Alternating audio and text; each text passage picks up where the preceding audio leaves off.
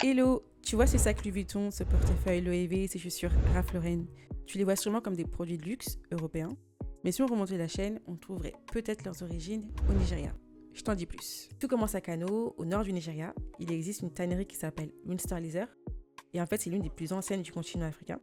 Et ce qui est fou, c'est qu'elle a fourni du cuir à des maisons de luxe comme LVMH, Loewe ou Ralph Lauren pendant plus de 20 ans. En gros, le cuir partait du continent africain direction l'Europe ou l'Asie, et terminé dans les boutiques des Champs-Élysées sans tracer une seule fois l'origine du cuir africain. Bon, un petit point historique. Je vous apprends rien en vous disant que le tannage du cuir, c'est un savoir-faire qui est très ancien en Afrique. Par exemple, on a vu la ville de Kano, reconnue mondialement depuis des siècles comme un centre de transformation de peau de chèvre et de vache. On retrouve aussi le Maroc, avec la ville de Fès, mondialement connue pour ses tanneries de qualité. Et entre ces deux pôles historiques, il y avait Tombouctou.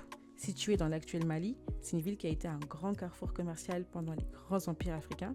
On y trouvait de l'or, du sel et du cuir. Et évidemment, beaucoup provenaient de Kano et de Fès. Revenons à Münster Leather. Cette tannerie nigériane a fourni du cuir pendant plus de 20 ans aux ateliers de grandes maisons de luxe, mais son nom, lui, a été complètement effacé.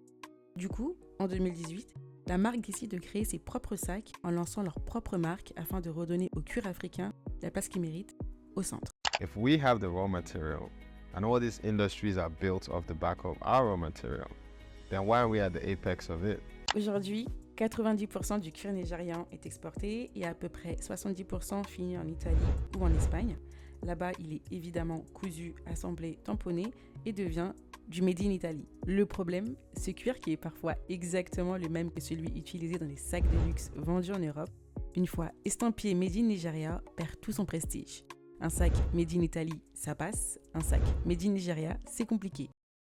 What a lot of people know as Italian leather actually is Nigerian leather because it comes from Nigeria. Et cette logique, on la retrouve ailleurs.